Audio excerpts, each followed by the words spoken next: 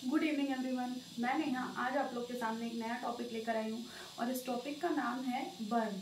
ये बहुत ज़्यादा इम्पोर्टेंट टॉपिक है और इस टॉपिक से हमेशा एग्जाम में क्वेश्चन आता है। हर एक एग्जाम में इस टॉपिक से क्वेश्चन पूछा जाता है।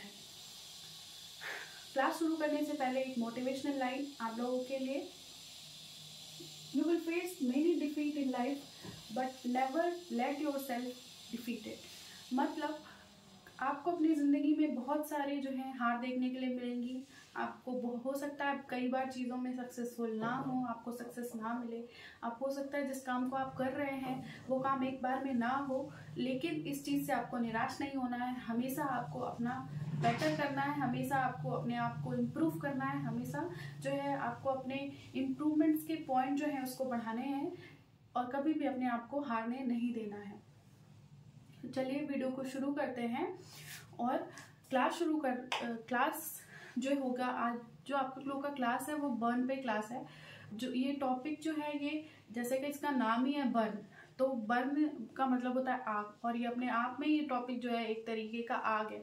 मतलब ये टॉपिक से क्वेश्चन आएगा ही आएगा, इसीलिए इस टॉपिक का नाम है बर्न और ये बढ़ना भी आप लोगों के लिए बहुत ज़रूरी है। सो बर्न का मतलब क्या होता है? बर्न का मतलब है कि स्किन इंटीग्रिटी का ब्रेकडाउन होना। Either it is due to chemical burn, thermal burn और electrical burn. Means there will be breakdown in skin integrity due to chemical, electrical और थर्मल बर्न्स। किसी भी तरीके के बर्न होने की वजह से, जलने की वजह से स्किन का, हमारी जो स्किन है उसका ब्रेकडाउन हो जाना, उसको हम बोलते हैं बर्न।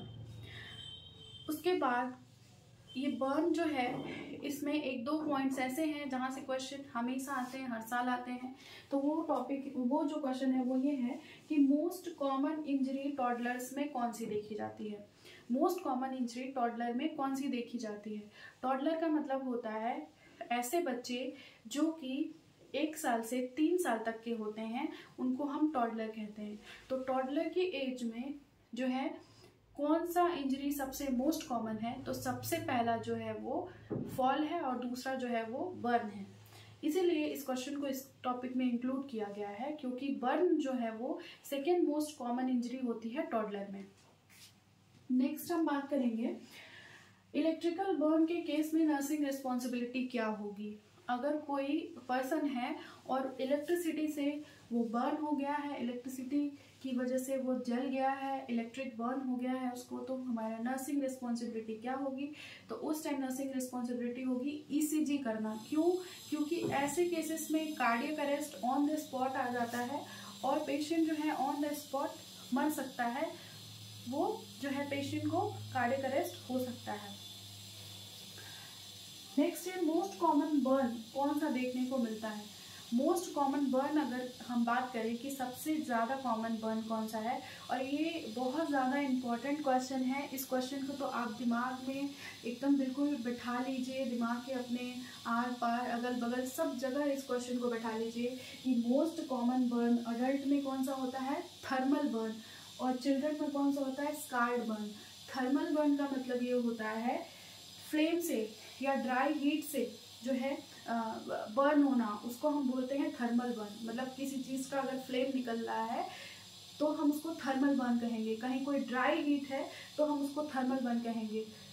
उसके बाद है स्कार्ड बर्न। स्कार्ड बर्न जो होता है वो बच्चों में मोस्ट कॉमन होता है। मॉइस्ट हीट, मॉइस्ट हीट का मतलब है जलता हुआ, खौलता हुआ पानी हो सकता है, खौलता हुआ तेल हो सकता है। तो ये जो होते हैं मॉइस्ट हीट होते हैं और ये बच्चों में मोस्ट कॉमन होता है। नेक्स्ट हम बात करें मोस्ट डेंजरस टाइप का बर्न कौन सा होता है, तो चूंकि पहले ही हम बात कर चुके हैं कि इलेक्ट्रिकल बर्न से ऑन द स्पॉट डेथ हो जाती है, तो मोस्ट डेंजरस टाइप का जो बर्न होता है वो है आपका इलेक्ट्रिकल बर्न। और इसमें नर्सिंग रिस्पॉन्सिबिलिटी क्या होती है? ईसीजी करना होता है पेशेंट का तुरंत। नेक्स्ट अगर हम बात करें क्लासिफिकेशन क्या है बर्न का, तो बर्न की जो क्लासिफिकेशन है वो बेसिकली 3 तरीके से डिवाइड है। पहला जो है वो है अकॉर्डिंग टू डिग्री, दूसरा जो है अकॉर्डिंग टू डेप्थ और तीसरा जो है एक्सटेंशन और बॉडी सरफेस एरिया। 3 तरीके से बर्न को क्लासिफाई किया गया है।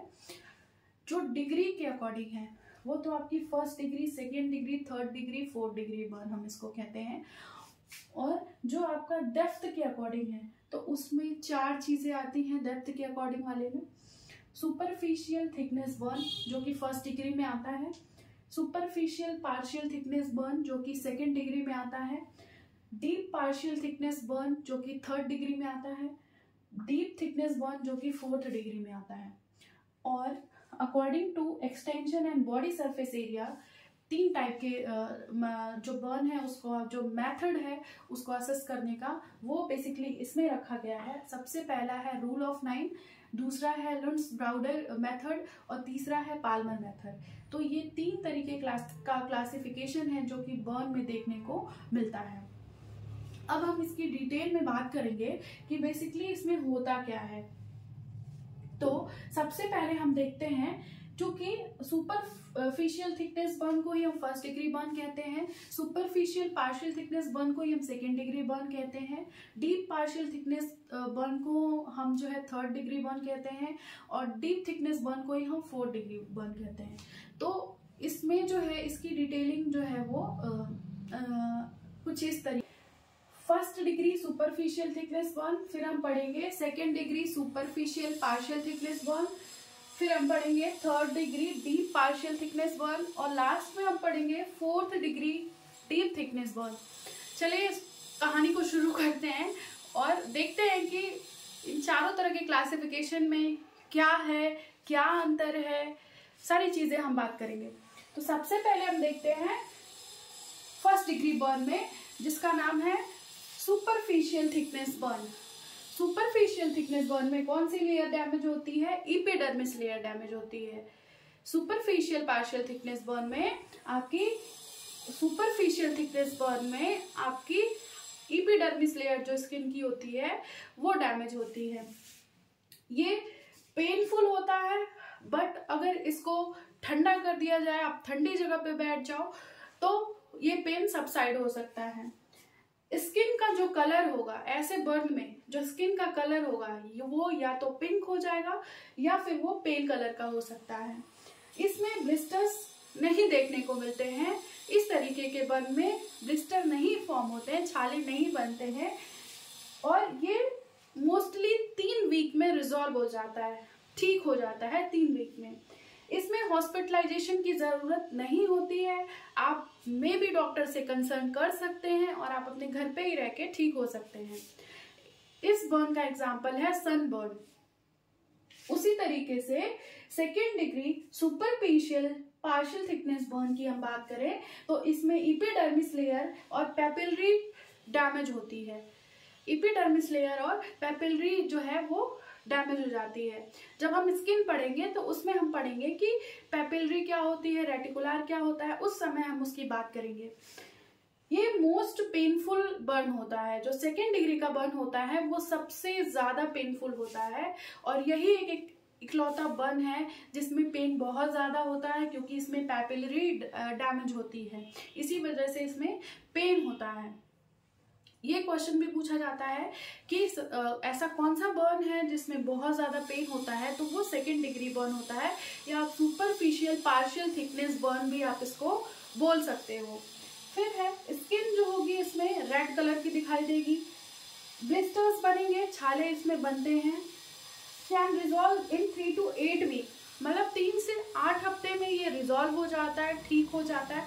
हॉस्पिटलाइजेशन की जरूरत पड़ भी सकती है और नहीं भी पड़ सकती है। हॉस्पिटलाइजेशन मे बी नीडेड और मे नॉट बी नीडेड। और इस बर्न का एग्जांपल है आपका स्कार्ड बर्न, यानी मोइस्ट हीट से होने वाला जो बर्न होता है वो सेकेंड डिग्री में या सुपरफिशियल पार्शियल थिकनेस बर्न में रखा जाता है।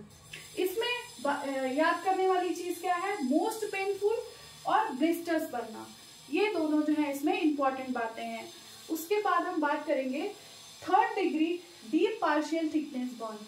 Third degree deep partial thickness burn की अगर हम बात करें तो इसमें एपिडर्मिस, डर्मिस और डर्मिस में भी पेपिलरी प्लस रेटिकुलर दोनों ही डैमेज होते हैं। जब हम स्किन की बात करेंगे तब हम उसमें इन चीजों को समझेंगे कि रेटिकुलर क्या है और पेपिलरी क्या है। ये पेनलेस होती है, मतलब दर्द तो नहीं होता इसमें, लेकिन सराउंडिंग टिश्यू में यहाँ पे पेन होता है। मतलब अगर यहाँ पे बर्न हुआ है तो पेन यहाँ नहीं होगा, इसके आसपास के जो टिश्यूज हैं वहां पे आपको पेन महसूस हो सकता है। स्किन विल बी व्हाइट और येलो। जो स्किन होगी वो सफेद कलर की हो सकती है या पीले कलर की दिख सकती है। ब्लिस्टर्स नहीं बनते हैं इसमें। इसका कोई स्पेसिफिक टाइम नहीं है कि ये इतने दिन में ठीक हो सकता है या इतने हफ्ते इसको लग सकते हैं, इसमें कोई फिक्स टाइम नहीं है। इसमें हॉस्पिटलाइजेशन की जरूरत होती है, पेशेंट को हॉस्पिटलाइज करना ही पड़ता है और हॉस्पिटल में ही ऐसे बर्न को रिजॉल्व कर सकते हैं। इसका एग्जांपल है केमिकल बर्न या स्कार्ड बर्न। मतलब किसी केमिकल के थ्रू अगर बर्न इंजरी हुई है, बर्न हुआ है, तो वो 3rd डिग्री बर्न में रखा जाता है, जिसको हम डीप पार्शियल थिकनेस बर्न भी कहते हैं। अब हम बात करेंगे 4th डिग्री बर्न या डीप थिकनेस बर्न की बात करेंगे। इसमें जो है आपकी तीनों लेयर चली जाती है, एपिडर्मिस लेयर, डर्मिस लेयर और हाइपोडर्मिस। तीनों ही लेयर स्किन की जो है वो डैमेज हो जाती है और इसमें पेन नहीं होता है। इस तरीके के बर्न में पेन नहीं होता है क्योंकि नर्व एंडिंग भी जो होती है वो बर्न हो जाती है, इस वजह से इसमें पेन महसूस नहीं होता है। स्किन जो होती है वो ब्राउन कलर की हो सकती है या डार्क ब्राउन कलर की हो सकती है। ब्लिस्टर्स नहीं प्रेजेंट होते हैं इसमें। कोई भी इसका स्पेसिफिक टाइम नहीं है, कोई भी इसका ट्रीटमेंट का समय नहीं है कि आपको इतने हफ्ते लग सकते हैं या इतने दिन लग सकते हैं। हॉस्पिटलाइजेशन की इसमें जरूरत है और हॉस्पिटलाइजेशन इसमें मस्ट है, हॉस्पिटलाइजेशन करना ही करना है 4th डिग्री में। ऑलरेडी हमने पढ़ा है कि 4th डिग्री का जो बर्न होता है वो बहुत ज्यादा जो है क्या होता है, डेंजरस होता है। और ये जो बर्न है ये इलेक्ट्रिकल बर्न हम इसको क्या रख सकते हैं, थर्मल बर्न रख सकते हैं, तो ये 4th डिग्री का बर्न है। तो ये था classification according to degree and depth. Next हम बात करेंगे classification according to the surface area, जिसमें मैंने 3 चीजें आप लोगों को बताई, rule of 9, Lund's Browder method और पाल्मर मेथड। उसके बाद हम बात करेंगे कि कुछ बॉडी में चेंजेस होते हैं बर्न के बाद, मैनेजमेंट हम क्या करेंगे बर्न में, इन सारी चीजों के बारे में हम नेक्स्ट वीडियो में बात करेंगे। तब तक के लिए आप जो है अपनी पढ़ाई को कंटिन्यू रखिए और लगातार पढ़ते रहिए, लगातार बढ़ते रहिए। सिलेक्शन आपसे दूर नहीं है। So thank you so much.